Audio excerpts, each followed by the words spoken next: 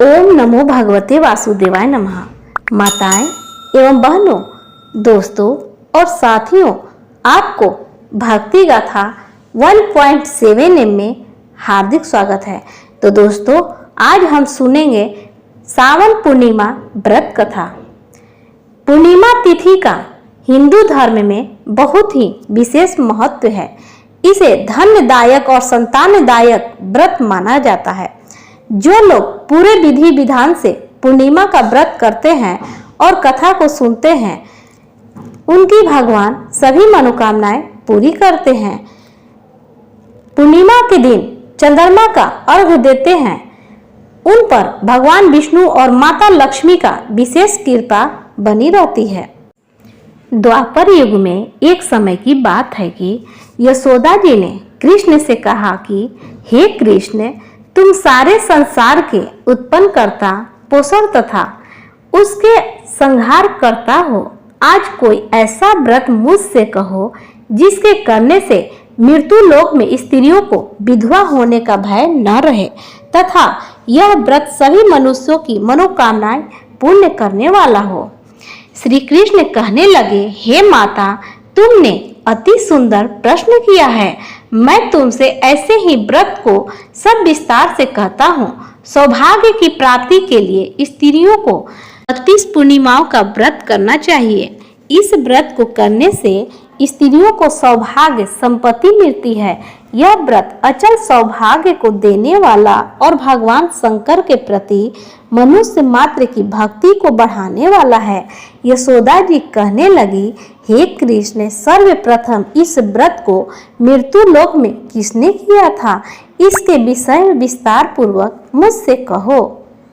श्री कृष्ण जी कहने लगे कि इस भूमंडल पर एक अत्यंत प्रसिद्ध राजा चंद्रहास से पालित अनेक प्रकार की रत्नों से परिपूर्ण कातिका नाम की एक नगरी थी। वहां धनेश्वर नाम का एक ब्राह्मण था और उसकी स्त्री अति सुशील रूपवती थी। दोनों ही उस नगरी में बड़े प्रेम के साथ रहते थे। घर में धन्य धान आदि की कोई कमी नहीं थी। उनको एक बड़ा दुख था, उनके कोई संतान नहीं थी, जिस वजह से वह बहुत ही दुखी रहते थे। एक दिन एक बड़ा तपस्वी योगी उस नगरी में आया। वह योगी बाकी सभी घरों से भिक्षा मांग कर किया करता था, लेकिन उस ब्राह्मण के घर से भिक्षा नहीं मांगा करता था। एक दिन योगी गंगा किनारे भिक्षा मांग कर प्रेम पूर्वक बनाकर खा रहा था कि धनेश्वर ने योगी को यह सब करते देख लिया। सब कार्य किसी प्रकार से देख लिया। अपनी भिक्षा के अनादर से दुखी होकर धनेश्वर योगी से बोले, और सभी घरों से भिक्षा लेते हैं, परंतु मेरे घर की भिक्षा कभी नहीं लेते। इसका क्या कारण है? योगी कहने लगा कि आपके धर्म में हमें इस बात की आज्ञा नहीं देता है, क्योंकि आप गृहस्थ जीवन में एक सुख को वंचित हैं। आपके घर संतान होने पर मैं आपके घर से भी भिक्षा स्वीकार करूंगा। उन्होंने कहा कि जिसे संतान नहीं है उसके घर से भिक्षा लेने से मेरे भी पतित हो जाने का भय है। धनेश्वर यह सब बात सुनकर बहुत दुखी हुआ और हाथ जोड़कर योगी के पैरों पर गिर पड़ा तथा दुखी मन से कहने लगा कि आप मुझे संतान प्राप्ति के उपाय बताइए। आप सर्वज्ञ हैं, मुझ पर अवश्य ही यह कृपा कीजिए। धन की मेरे घर में कोई कमी नहीं है, लेकिन मैं संतान न होने के कारण अत्यंत दुखी हूँ। आप मेरे इस दुख का हरण कीजिए। यह सुनकर योगी कहने लगे, तुम चंडी की आराधना करो। घर पहुंचकर उन्होंने यह सारी बात अपनी पत्नी को बताई और खुद वन में चला गया। वन में पहुंचकर उसने चंडी की आराधना की और उपवास किया। चंडी ने 16वें दिन उसके स्वप्न में दर्शन दिए और कहा कि हे धनेश्वर, जा तेरे पुत्र होगा, लेकिन उसकी आयु सिर्फ 16 वर्ष की होगी। 16 वर्ष की आयु की में ही उसकी मृत्यु हो जाएगी। अगर तुम दोनों स्त्री और पुरुष 32 पूर्णिमाओं का व्रत करोगे तो वह दीर्घायु हो जाएगा। जितनी तुम्हारी सामर्थ्य हो उतने ही आचे के दिए जलाकर शिव जी का पूजन करना, लेकिन पूर्णमासी की 32 ही होनी चाहिए। सुबह होते ही तुम्हें इस स्थान के पास एक आम के पेड़ दिखाई देगा। उस पर चढ़कर एक फल तोड़कर अपने घर ले जाकर रानी को खिला देना। अपनी स्त्री को इस बारे में बताना।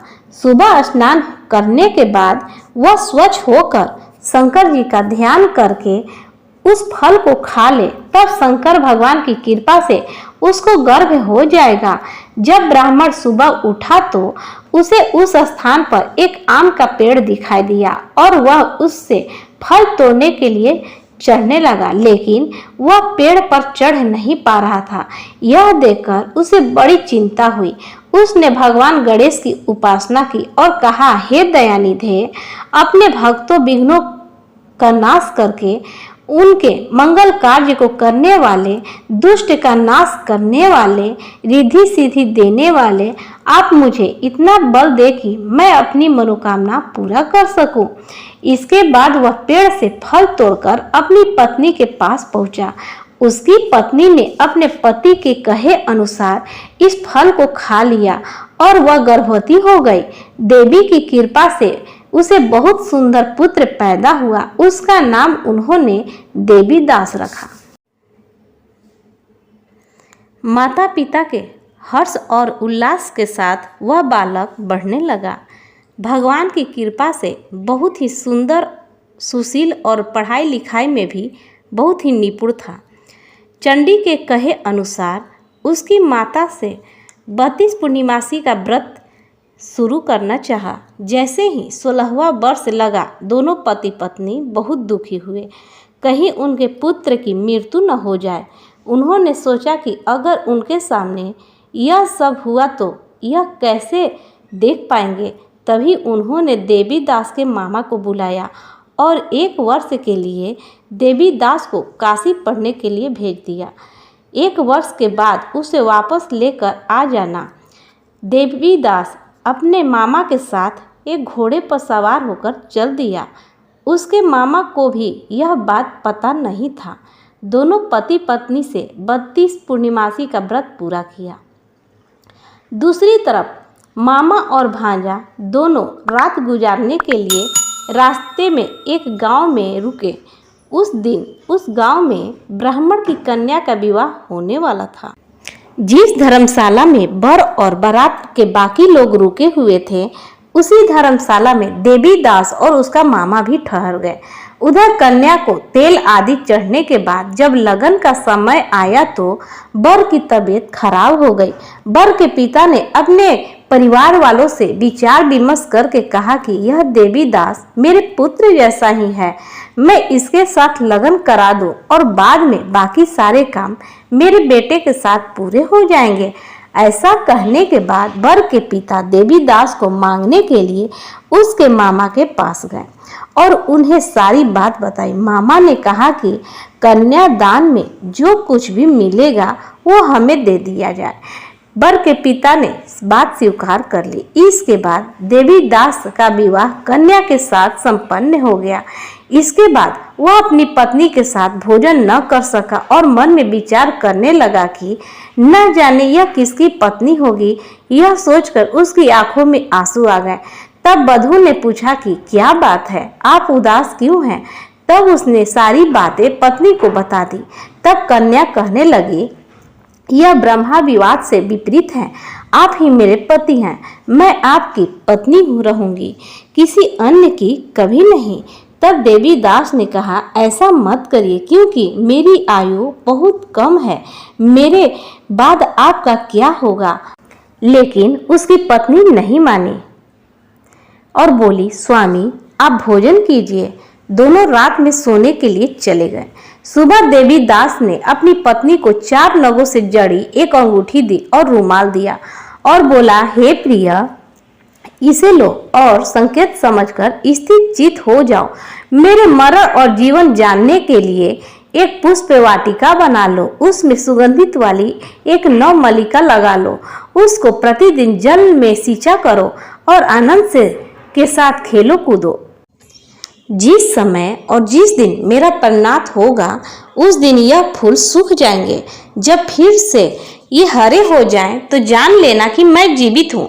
यह समझाकर वह वहां से चला गया। इसके बाद जब वर और बाकी बाराती मंडप में आए तो कन्या ने उसे देखकर कहा कि मेरा पति ये नहीं है, इसके साथ मेरा विवाह नहीं हुआ है। अगर यह वही है तो यह बताए कि मैंने इसको क्या दिया है, साथ ही कन्यादान के समय को आभूषण मिले उन्हें दिखाए। कन्या की ये सारी बातें सुनकर वह कहने लगा कि मैं यह सब नहीं जानता। इसके बाद सारी बाराती भी अपमानित होकर वहां से लौट गए। भगवान कृष्ण बोले, माता, इस प्रकार देवीदास काशी चला गया। कुछ समय जब बीत गया तो एक सर्प उसको डसने के लिए वहां आया, लेकिन वह उसको काट नहीं पाया क्योंकि उसकी माता ने पहले ही 32 पूर्णिमा का व्रत कर लिए थे। इसके बाद खुद काल वहां पहुंचा और काल उसको प्राण ले लिया। भगवान की कृपा से तभी वहां माता पार्वती, भगवान गणेश आ गए। देवीदास को मूर्छित दशा में देखकर माता पार्वती ने भगवान शिव से प्रार्थना की, महाराज, इस बालक की माता ने पहले ही 32 पूर्णिमा का व्रत कर लिए हैं, आप इसको प्राण दें। भगवान शिव ने माता पार्वती के कहने पर उसे प्राण दान दे दिया। उधर उसकी पत्नी उसके काल की प्रतीक्षा कर रही थी। उसकी पत्नी ने जाकर देखा कि पुष्प और पत्र दोनों ही नहीं है, तो उसको बहुत आश्चर्य हुआ और जब उसने देखा कि पुष्प वाटिका फिर से हरी हो गई तो वह समझ गई कि उसका पति जिंदा हो गया है। इसके बाद वह बहुत प्रसन्न होकर अपने पिता से कहने लगी कि मेरे पति जीवित हैं, उनको ढूंढिए। जब 16वां वर्ष व्यतीत हो गया तो देवीदास भी अपने मामा के साथ काशी चल दिया। इधर उसकी पत्नी के परिवार वाले उन्हें ढूंढने के लिए जा ही रहे थे कि उन्होंने देखा कि देवीदास और उसका मामा उधर से आ रहे थे। उसको देखकर उनको ससुर बहुत प्रसन्न हुए और उसे अपने घर ले आए। वहां सारा नगर इकट्ठा हो गया और कन्या ने भी उसे पहचान लिया और देवीदास ने उसके बाद अपनी पत्नी और मामा को लेकर वहां से चल दिया। उसके ससुर ने भी उसे बहुत धन दहेज दिया। जब वह अपने घर की तरफ चल रहा था तो उसके माता पिता को लोगों ने खबर कर दी कि तुम्हारा पुत्र देवीदास अपनी पत्नी और मामा के साथ आ रहा है। ऐसा समाचार सुनकर पहले तो वो उन्हें विश्वास नहीं हुआ, लेकिन जब देवीदास आया और उसने अपने माता पिता के पैर छुए तो देवीदास के माता पिता ने उनका माथा चूमा और दोनों को अपने सीने से लगा लिया। दोनों ने आने की खुशी में धनेश्वर ने बहुत दान दक्षिणा ब्राह्मणों को दे दी। श्री कृष्ण जी कहने लगे कि इस तरह धनेश्वर को 32 पूर्णिमाओं का व्रत प्रभाव से संतान प्राप्त हुए। जो स्त्रियां इस व्रत को करती हैं वह जन्म जन्मांतरों का वैधव्य का दुख नहीं भोगती हैं और सदैव सौभाग्यवती रहती हैं। यह मेरा वचन है। यह व्रत संतान देने वाला और सभी मनोकामनाओं को पूरा करने वाला है। तो प्रेम से बोलिए ओम नमो भगवते वासुदेवाय नमः। दोस्तों, अगर आपको हमारी वीडियो पसंद आई हो तो लाइक, शेयर, कमेंट एवं सब्सक्राइब जरूर करिए।